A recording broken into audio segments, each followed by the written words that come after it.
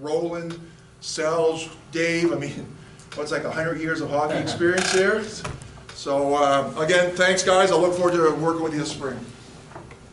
Roland's got a lot of those years, though.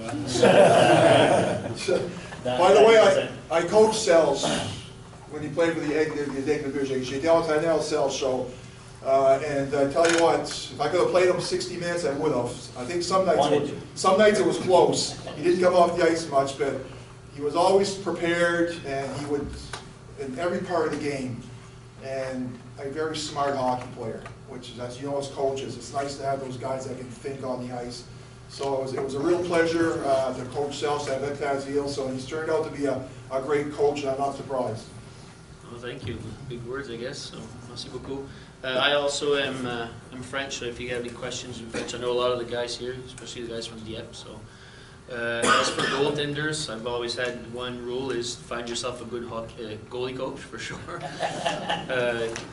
It is true, though. I mean, it is part of hockey, and the better you have a goaltender, the better your team is going to be. You look at the Montreal Canadiens. Pick on Fred, look at the Blue Eagles this year with their good goaltender. It makes a big difference. You can have all the systems, all the practices you want, but if your goaltender is no good, you have trouble. So it's a big part of the hockey game. It's a big part that you as coaches have to keep working on. Sounds good. So as again, maybe last week, Roland sent me an email. Are you ready to do? Maybe a week and a half, let's say. So he says, Serge, can you do a presentation? I said, yeah, let me know when, or maybe even next Wednesday. And talk about skills. So if the presentation is good, it's because of me. If it's bad, because Roland didn't give me enough time to get prepared. So the people that don't know me, my name is Serge Bourgeois. I was the coach for the Aigle Bleu for 8 seasons. I played with the Aigle Bleu for 3 seasons. I am now the technical director at Hockey Dieppe Mermont. So I do skills work in the morning with kids. I go on practices with them. I work with the winter skills that Charlie has with the Adam group. I have a son that's in the Adam age. He's Adam A, the 2nd year, and I have a little girl that plays hockey and novice too. So I've seen all different types. I see the girls, I see the novice kids, I see the Adam kids, I see the midget kids, and like I said, I've coached university. So a lot of different things, and that's one thing about skill you're going to see today is depending on who you're coaching and who you're talking to, the skill work and the things you're going to be able to teach are going to be different depending on where you are. Sounds good? So I'll start it off quickly. I had to think to myself, first of all, what is the definition of skill? The ability coming from one's knowledge, practice, aptitude to do something well. So the better you practice, the better you learn, the better you're going to do that skill. Okay? I always take the skill. My favorite skill is the toe drag, especially now in my beer league. So when somebody comes in, I drag it on this side, and I try to do it. But the more I practice it, the more I do it in a game, the better I'm going to be. And that's a little bit where that thing comes from.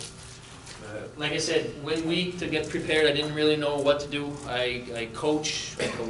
I'm able to teach these skills for Hockey Canada, the skill course. So I took a little bit of that from the Hockey Canada. I took a little bit of myself, and I try to put this presentation together. That's my beautiful son right there, Cedric, flying.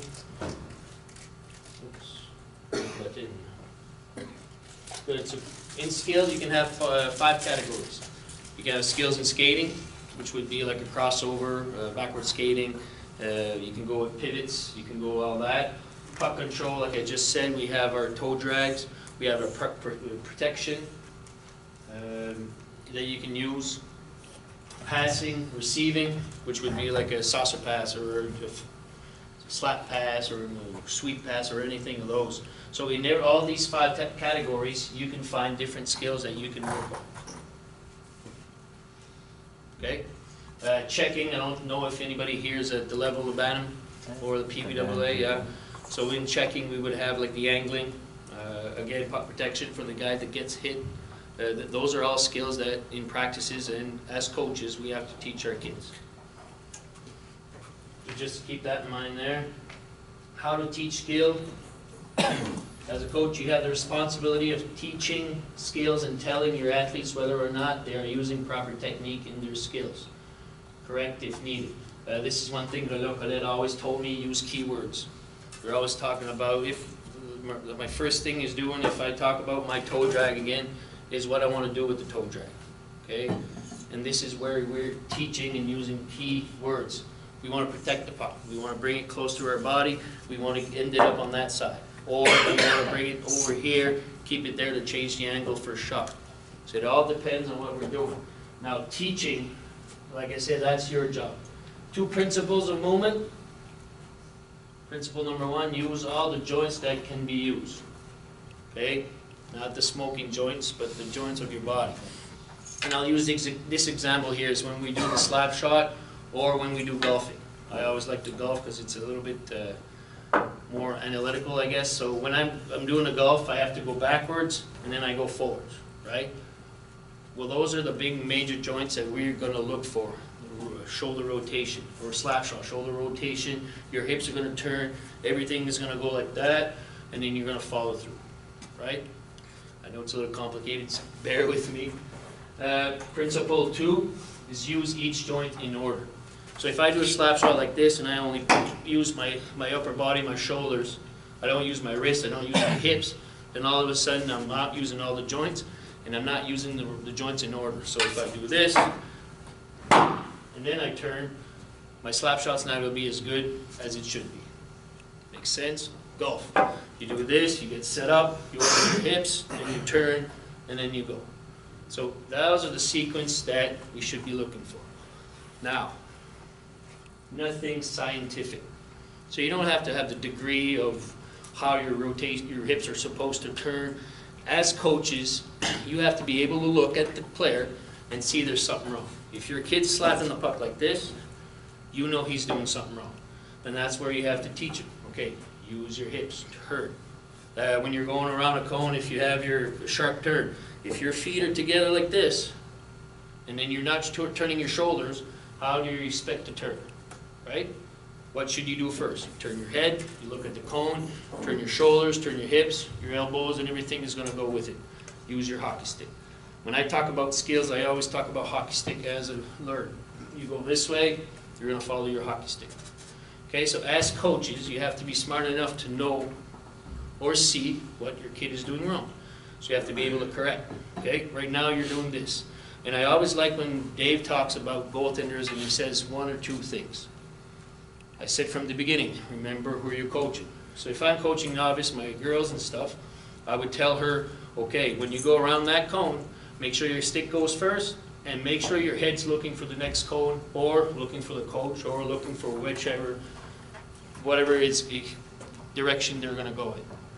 So that starts the motion. Stick, head, okay, you're going to turn. As you go bigger, as you go stronger or older, then okay, we want 1 foot in front of the other. If the cone's here, this foot's in front, and we want your legs to be wide. Okay, why? Well, if your feet are together again, same idea. When you get to the a little bit of contact, pee-wee or anything, if anybody pushes you, you're going to fall, right? But if you're strong on your feet and you do this and then you turn, then that's when you're going to be strong on your feet, and that's when you go. So the difference between coaching my little novice girl and coaching my Adam A, that's going to be pee-wee next year, there is a difference in what's the skill in your teaching, or what you're looking for in that skill. Does that make sense? Good. So, joints, try to use all the big joints that you can when you're doing something. Try to make sure they're using it in the right sequence. So again, head, shoulders, hips, turning. Make sure they're wide, make sure they're doing that. How do I know this, or where do I look? You look at skating. Somebody said the other day, when you're skating, you're doing this, you should be angled, should be 15 degrees, your ankle, your leg should be this or that. I mean, you're not going to be doing this. But if you see your kid's doing this, then he's doing something wrong. Then you can say, look, I'd like your shins to be the same angle as your back when you're skating forward. Well, that's something you can work on. That's something you see, right? That line should be quick to the back. But when you're skating backwards, you can't be like this. Then you're going to fall forward. So then that means you have to back up. Shoulders over your knees, over your ankles. I heard Lloyd from BAM say that about 100 times last session. Okay, so there's a difference, and that's where teaching skill to these kids is important. Giving them tricks to do. Again, these are going to be little kids. If those big guys are doing this, we try to back them up a bit. Try to be a little bit more specific with the older kids. Good. Now you're going to say, yeah, but I haven't taken classes, so I don't know what to do.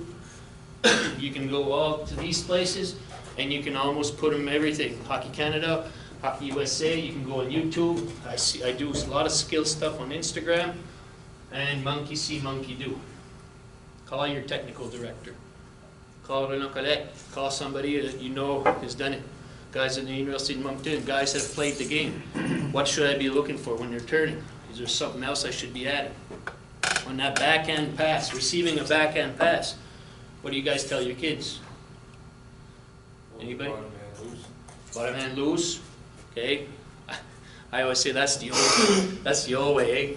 Remember when you took the pass, or when you received the pass, you always did the old egg? Now we teach the kids to have they're as strong as they can, and all they do is turn their wrist a little bit. Turn the wrist, turn the wrist.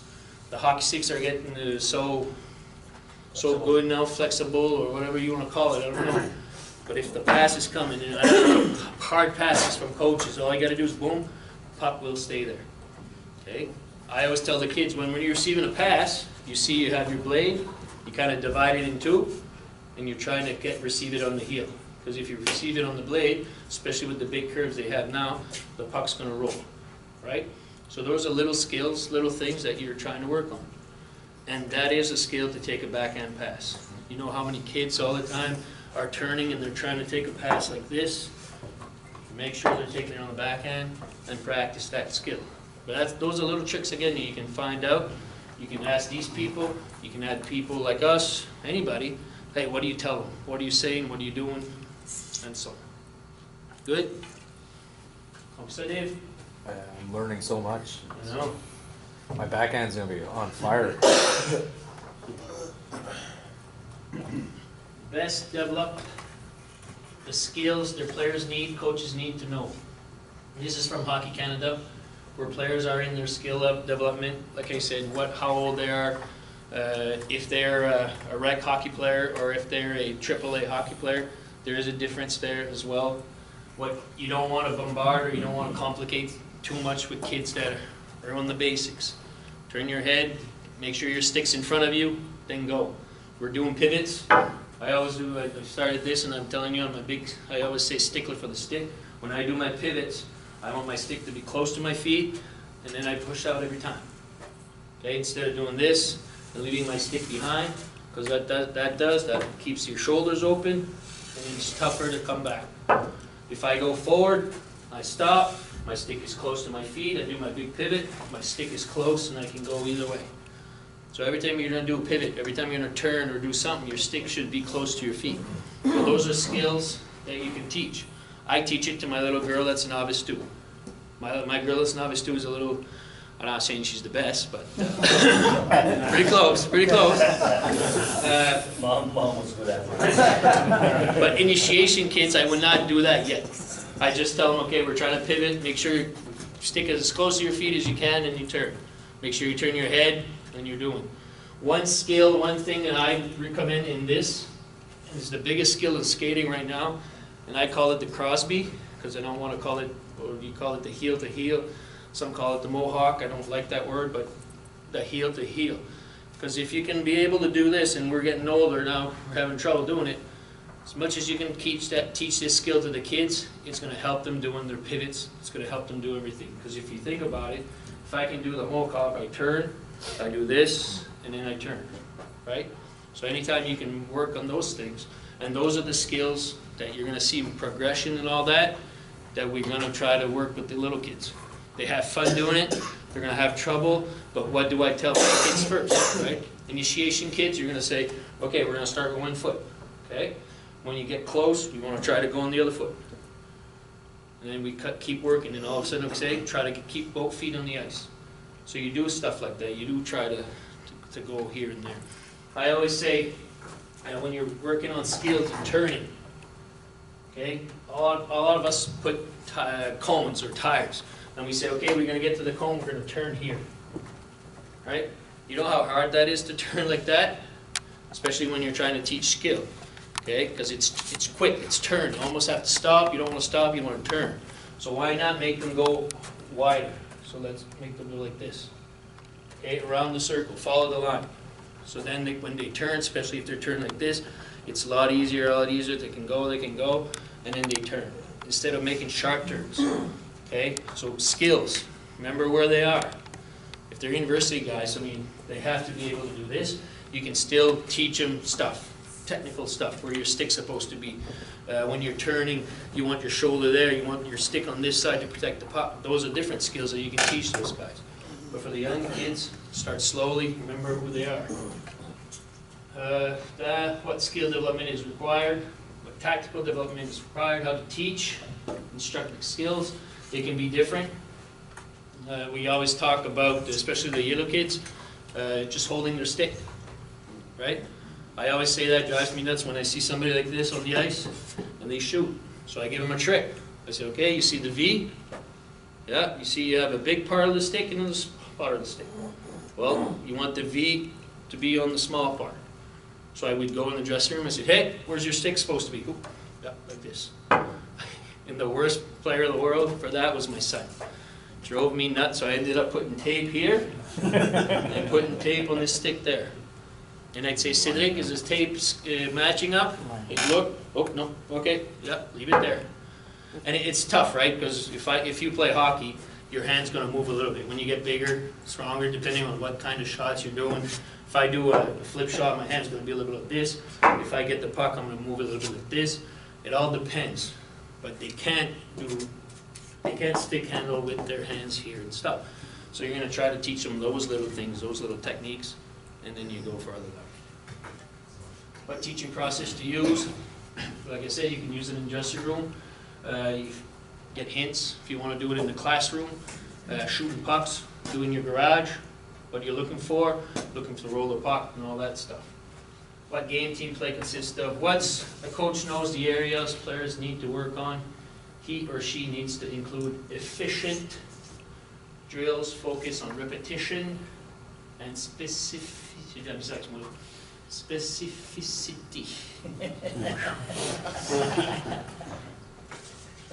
Drills are effective only if executed properly. I have a slice. I go golf. I go to the driving range for 2 hours. If after 2 hours I'm still slicing, what am I practicing for? Slice. You're practicing your slice? It's not a good slice, okay? I always say to my coaches, and the YEP guys can say that, and they know, every time you can have the best design in the world.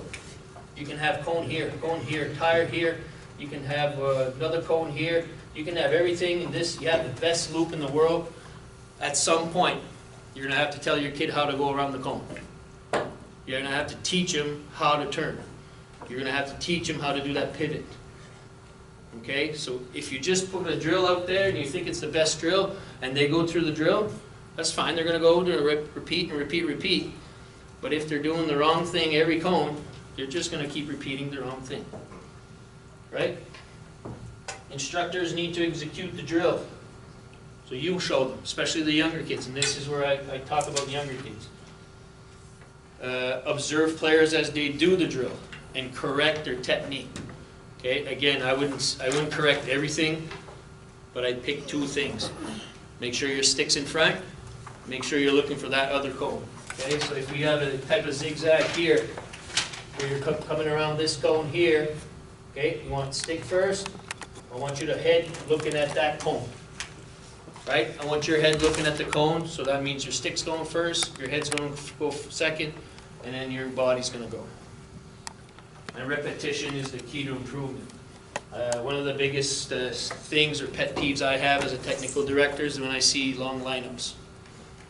When you see 12 kids in the corner not doing anything, drives me nuts. So if you can have drills like this, where you have 3 or 4 kids that are doing it right, then they're going to get better and better and better. And all of a sudden, when you get that head turning and that, okay, now, remember, we want the foot inside, closest to the cone. It's got to be a little bit in front. We want your feet spread apart. I bet you a lot of the kids that you're gonna watch, their feet are like this. Okay? And again, or they turn with the heel up. Okay? And that's a skills we have to teach. We have to correct that. You have to be wide. When you go here, you have to be able to take a hit and still be on your feet.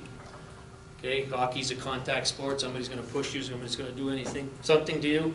You've got to be able to be strong on your feet. These are a couple quotes that have talking about here. Wooden was a basketball coach. Explanation, laws of learning, explanation, demonstration, imitation, and then repetition, repetition, repetition, repetition, repetition. He's one of the greatest minds, coaching-wise. You can read books about him. And if he says that, you must know what he's doing. Detection, okay, if you see something, correct it, and then we're going to develop, right? Development of what we're doing, getting better and better. Aristotle, I don't know who that guy is, that must be Roland's Smart guy. We are what we repeatedly do. So it comes back to doing repetition, we're repeating something we do well. Okay, if we can correct, we can teach their kids to do it right, then we'll be a little bit better than that.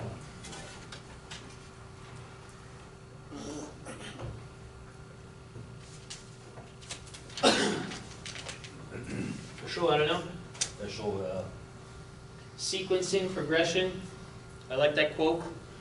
You cannot play in the orchestra until you learn to play the violin first. Okay, so skills comes back to a lot of our coaches want to do breakouts, want to do different things. But if you want to do a breakout, as we all know, I'm using this board because I was going to use the big board. But if our defenseman is here, and we want our winger to come to the board here, okay, what do? Well, is he going to do an open face pivot? Okay, has he learned that skill already? Is he going to turn? Can you receive a pass? Those are all skills that you need to do this drill here. So let's say we dump a puck in the corner, defenseman goes to get it, makes that pass to the wing. Well, this defenseman here has to know how to pivot. He has to know how to get the puck. He has to know how to pass a puck. So if we're starting initiation and we don't know how to pass a puck, we can't do that drill. We can't put that in front. We've got to go by sequence. We've got to go by progression. As soon as they can do that, of course, then we can add this. We can add different skills after that. We can add taking the pass off a rim. Okay? We can add protecting the puck. If all of a sudden I get the puck as a winger and the defenseman is pinching, then I've got to protect the puck. That's another skill. But before we can do that, we have to make sure our defenseman can make a good pass. We have to make sure our defenseman can pivot. And we have to make sure our forward can skate there and stop or do that open face pivot. That makes sense? If you have any questions as we go, don't be shy. Teaching progressions, right there. So 5 key points to consider.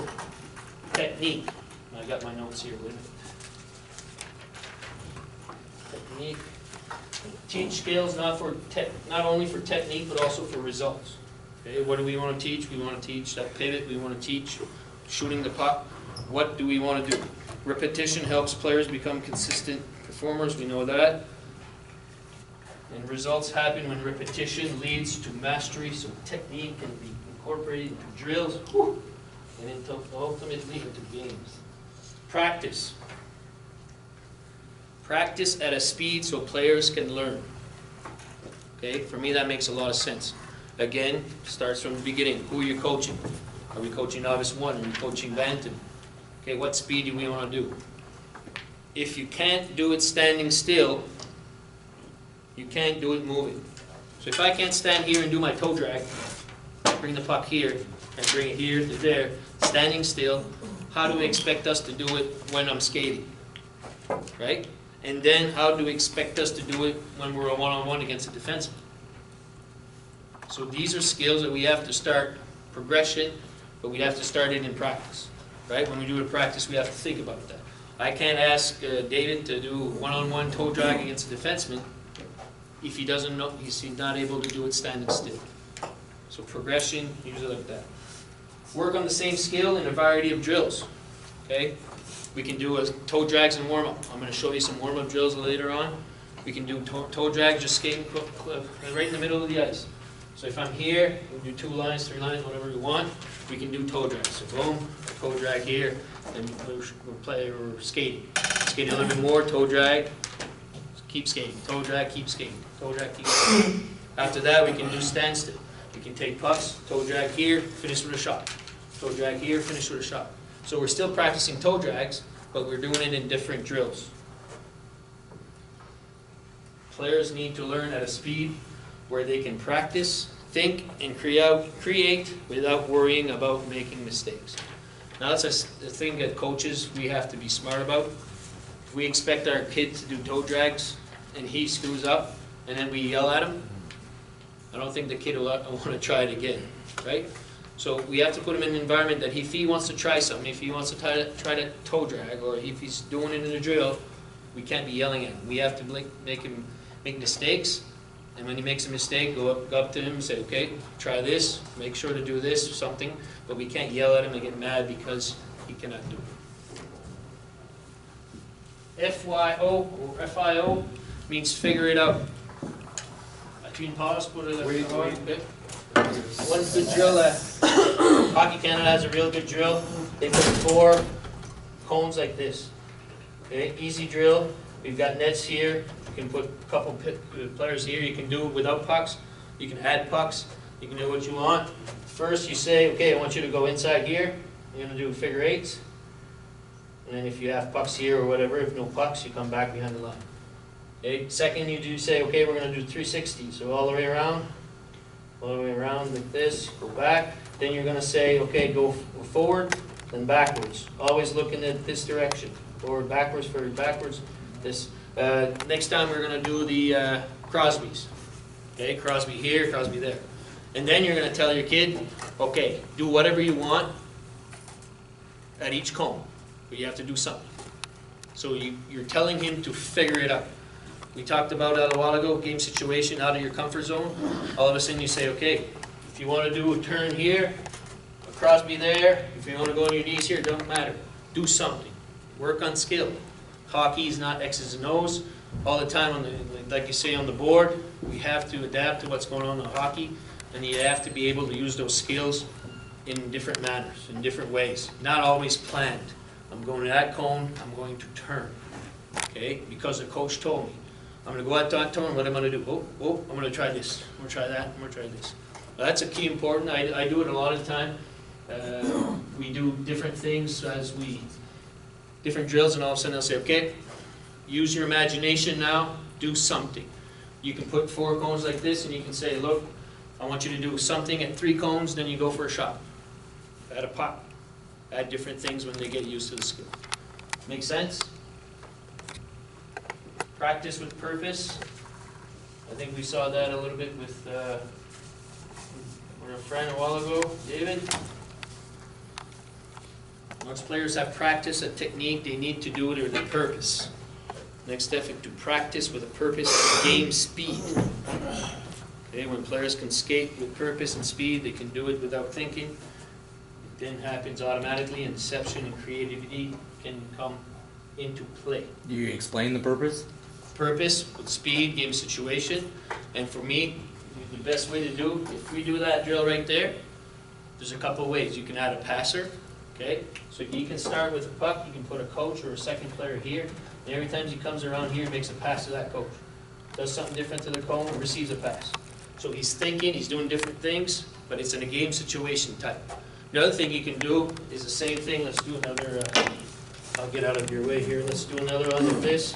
So 4 cones here, 4 cones there. You give this guy a puck, okay, 1, and then you have 2. As soon as he gets to this cone here, number 2 is going to chase him.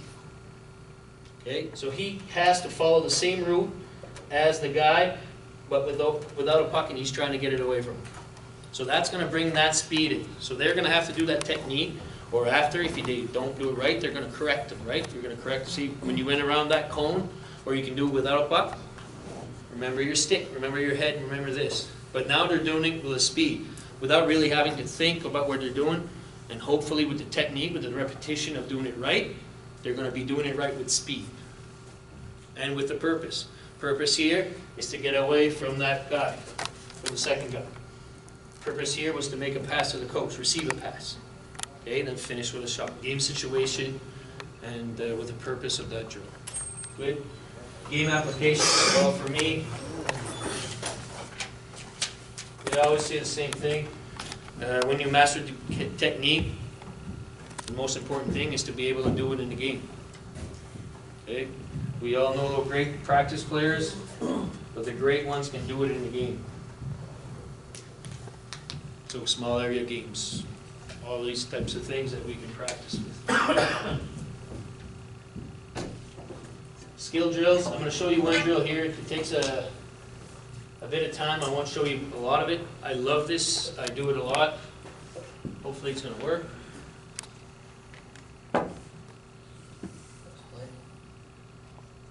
No, it's supposed to go by itself. Ah, shoot. Am I connected? That computer's connected to the internet, right? Right? Yeah, I'm on your presentation, so I don't know. That one's on you, Serge. It worked today. Roland's fault. Hey, you should have gave him more time, Roland. That week you only gave him was couldn't get his presentation. We can, Serge, we can post the links up on our Okay. coach's corner. So I wish we could see it though. could you demo it? Maybe. I can show it on the board real quick, but Boys, you guys gonna expose my history here. Calm down. Try the other one.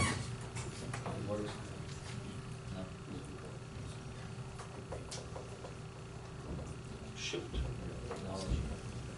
The way it is, it's a... T'as-tu peux trouver celui-là? Moi, je peux essayer. Essayer. Je vais essayer de faire 4 choses en même temps.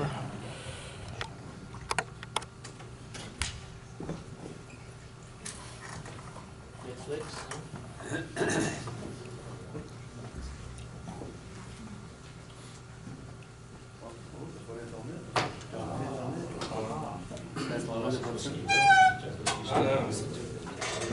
Peut-être aussi YouTube.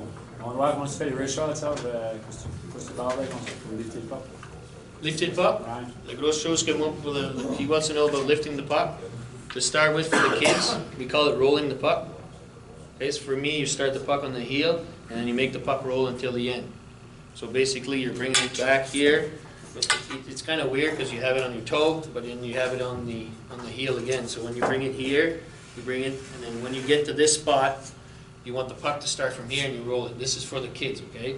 That's the easiest way I find it. Is you roll the puck like this, and when you get here, you kind of flip, and always make sure they're pointing at their target.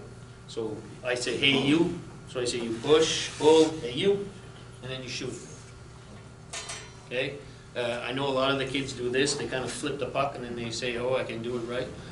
You start it, wrist shots hard on the ice, and all of a sudden they're going to figure out, oh, then he goes, and all of a sudden the puck's going to start getting up a little bit and going. So it's a little different from a saucer pass, where the saucer pass you would kind of open up and then flip the puck, I find. But wrist shots for me is just pull, and then it all comes back to the same thing. We talked about sequence. If you don't bring the puck back, you can't bring the puck forward, right? We always talk about dekes. I'll show you dekes before. When you get to a deke here, you push here, and then you go on the other side, right? Everybody knows that. But if I do this, and then I go from here to there, then all of a sudden I'm a strong boy, I can shoot the puck where I'm at the end of my stick here. But if I can teach kids to do this and then bring it here, all of a sudden they can shoot even harder or go somewhere else. So there's a big difference from bringing the puck, my feet are like this, from here to there, or bringing it from here to there. So again, if I do this, if I'm deking out and I'm going this to here, then all of a sudden I'm at the end of my arms and I can't go this way or that way. But if I do this and bring it here, then I'm able to shoot the puck, I'm able to pass the puck, I'm able to do different things. In shooting and passing, we call it being in the loaded position. So always having the puck here, right? Here, ready to go. Back in the day, same thing when we played defense. We used to have to kind of stick out in front. Now we always pull the puck back here, A lot of times you don't even have the stick and you pull it here and all of a sudden you're ready to go because you're in a loaded position to make that pass. You don't have to do this, bring it back, and then go. So you have it right here right away. If you want to stick at it a couple of times, you can go. The other thing with that is, if I'm here and I used to do this, and you miss the puck, all of a sudden you're backing up and the puck's still there. But if you have it on your side here, all of a sudden the puck goes there, well you can reach it and get it back. So if you got those tricks and those skills, there again, it all depends on who you're looking at. I'm not going to teach this to my girl to do this, to bring it here right away. I'm going to say, first of all, try to geek and go to this side and score, right? So. One thing that Serge, I learned a lot of things from Serge about the stick. He talks us about the stick a lot, and it applies almost to everything. When he wants to do a pivot, he starts with the stick. Bring the stick close to your skates. When he wants to talk about shooting, bring your puck close to your stick. You know what I mean? When he talks about puck control, bring it close to your skates. Bring it close to your skate. Stick close to your skate, right? Everything was about the stick. So for kids, novice, Adam, if you're talking to university kids, you can go more technical. But to them, they only have to focus on one thing. But what happens is it does what you want them to do. You want them to turn, they'll talk about stick first. Well, if the stick goes first, normally the rest will go first, right? So it doesn't complicate things, and you can refer to the stick a lot, right? So I like that, because Serge does that a lot. For him, it's all about the stick at first, but it also helps every other skill work. So, I don't understand. No, it's true. I would say that for me, that's the biggest pet peeve I have. I watch a lot of defensemen, especially even in the higher ranks, and they have the sticks that are on the side here and all over the place. It's not the style anymore. Control your stick. You're going to control your body. And if you control your body, well, you can do a lot more stuff. You don't let the stick control you. You control your hockey stick. Be strong. So the drill I have, this one here, I'll send you the link. It's a Czechoslovakian guru skate. I know Roland's seen it. We stole some stuff from them already. I've sent it to Alain and Luc. It talks about warm-up, but it talks about skill in different ways. So in warm-ups, there's always the old faithfuls, right? You put two lines here, you can go this way, and you can say, okay, at the red lines, we want to practice different skills. So if you have a puck, you can practice what you're doing, the toe drags, like I said. If you're no pucks, well, we can do the Crosby. Okay, so when we get here, we do Crosby on this side, Crosby on that side, Crosby, and then you come back. Right? You can do all those sorts of things. You can do big C-cuts, one-leg C-cuts, push here, push there. You can do outside, you can do scissors, you can do a whole bunch of stuff too. So those are the basic ones that you can start to practice. You can work on those skills. As you see my third point there, plan your practice. So if you think you're going to work on breakouts and stuff, well, you can add that stuff to the warm-ups, right? You can add those pivots, those Mohawk turns or Crosbys, whatever they like to call them. You can put 4 lines if you want, different things. But one thing that me and Alain saw in that check, and like I said, I really love it, is they start like this. They have like a net, and they won't go far to start. And there's a kind of a progression as we talked about, where they have one kit here, one net there, and they'll have another net depending on where they want, a group here, and they can have the same thing. So you can have more than, oh, that's done the wrong way. Like this, so they'll have 4 groups like this, or even more. And again, there you can start with no pucks, you can have pucks, you can do different things. So what they do first would be, all of a sudden you come here, you just fake, and then you come around the net, and then you come back. Okay, you can come to this post here, you stop, looking this way, and then you turn your body, and then you cross over until you get back here. So what I was talking about a while ago with that big circle, instead of going rest around the corner, going around the big circle, I find that here you don't get the big speed, so you're close, and all you're going to do is figure out what you're doing. You can do here, you can do Crosbys all around, and then come back behind your line. So you're not going fast, you're going slow, but you're working on the technique, you're working on the skill that you want to learn, right? Roland does one where he's got the 4 nets. He'll take the nets a little farther, like this.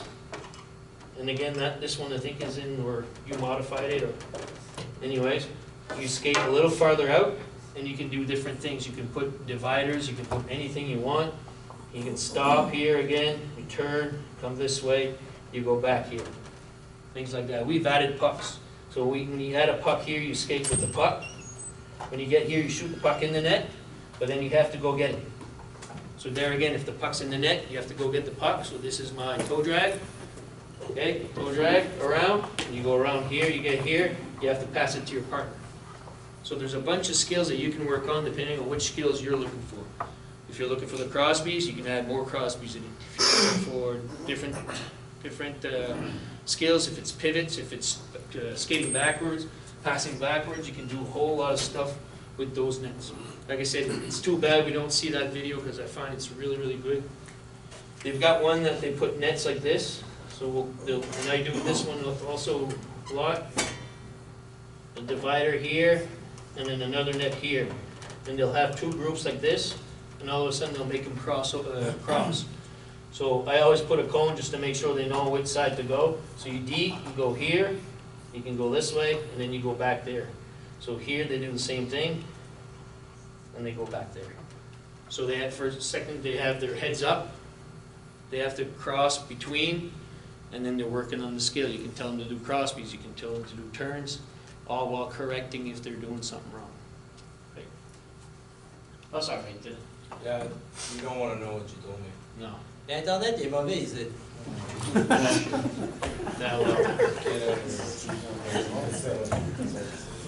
Ça doit être à cause de YouTube, hein, ça doit être- No, no, she said it happens, disconnects a lot, she said. I looked at her and walked away.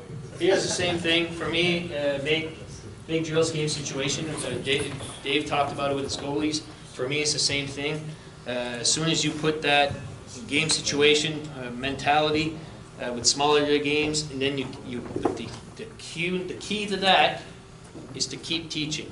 So as soon as they have 3 kids or 4 kids that are doing the small area games, when they come back, just remind them. Hey, remember, when you're turning, make sure you look.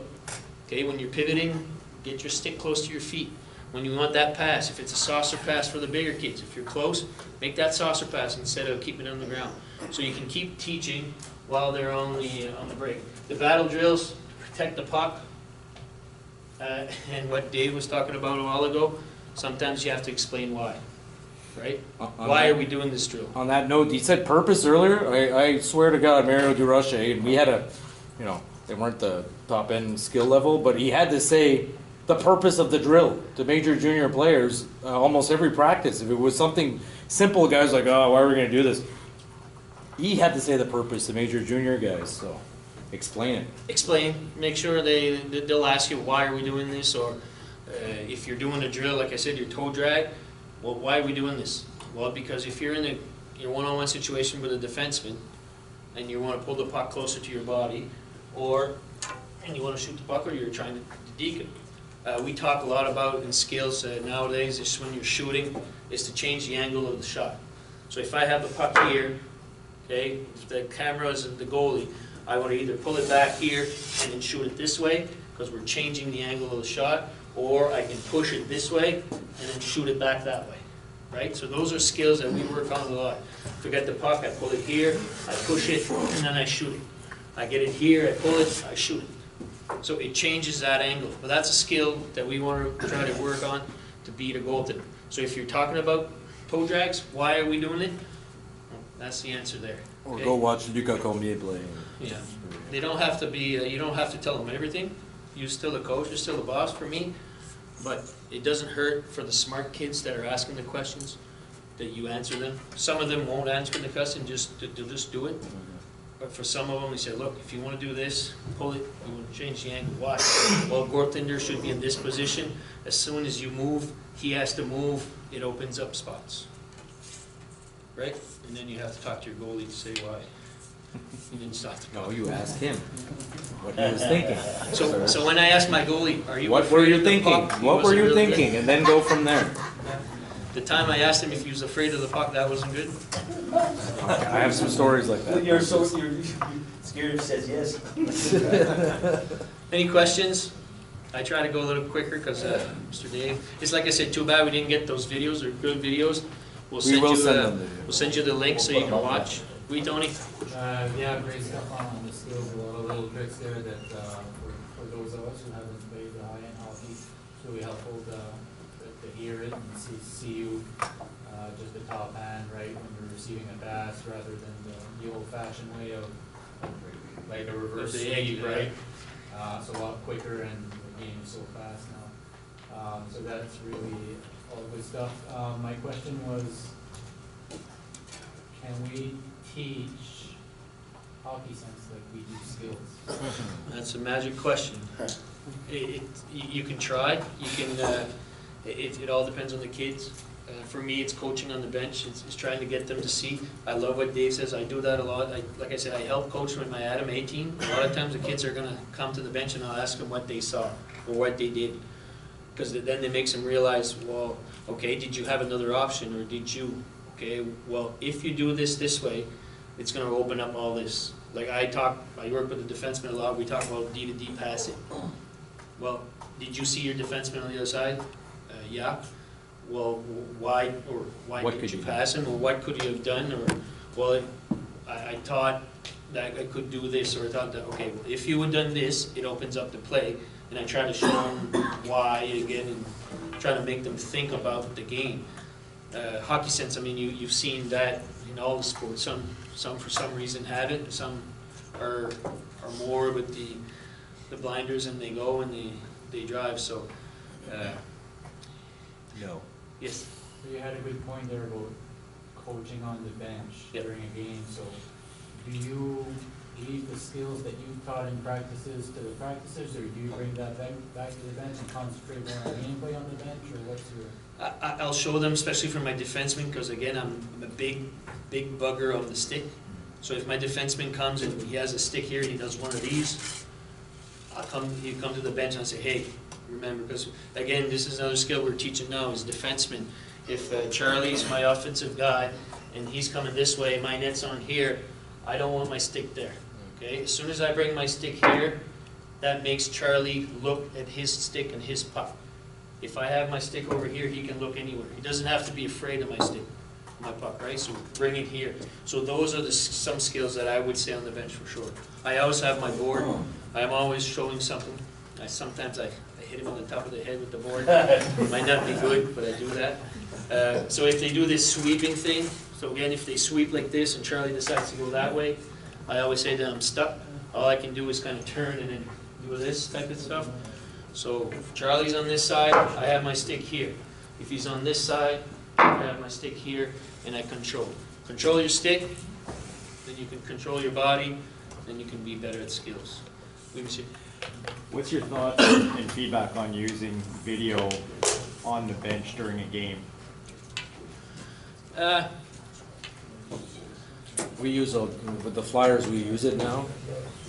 I think it all depends on, again, the level that you're at. I love it. We do a spring, what we usually do after a game or something, I get somebody to video with the coach's eye. I'll follow some things, or I'll put a note, say, okay, remember this play, and then I'm going to send them the video. And I say, okay, guys, here's what, you see this D-to-D pass? This is what, a lot of the times I'll send the positive stuff. I say, and I'll say, look how this opened up the ice. Okay. And this is what we want to create. This is what we want to do. Again, you don't want to, for me, you don't want to put too much negative in their heart. See what you did wrong, all the time. Right. Because then it's, I looked at my son the other day, and before I said a word, said, I know. So I didn't say anything, because he knew, right? And he's smart enough to know. Right. So to show him again that he did something wrong, but if they do something right and see what they're doing, see what's happening here. I mean, after games for sure. During games, I don't know what you guys think, but it's a lot of work for you, first of all, because as soon as you show this, you miss what's going on the ice too. Yeah. So I find for teaching during games using keywords. Yeah, that's it. Stick, like he says all the time, right? Changing the angle to a shot, that's a skill that you can bring close to your skates. You know, that little things like that, but going into details during the game, it's not going to be After keywords. the game. Yeah. we have like Pre-game or after? We don't have forecheck rules or anything, but we do have like 2 on the puck. Yeah. So forwards in the offensive room, zone, you look, if there's one Viper there, then you better go. Don't matter if you're left wing, right wing, or center, you're going. So we use keywords like that, like, remember, 2, the other guy backs off. In our zone, same idea. Should be a defenseman, should be a centerman close, or should be across the puck.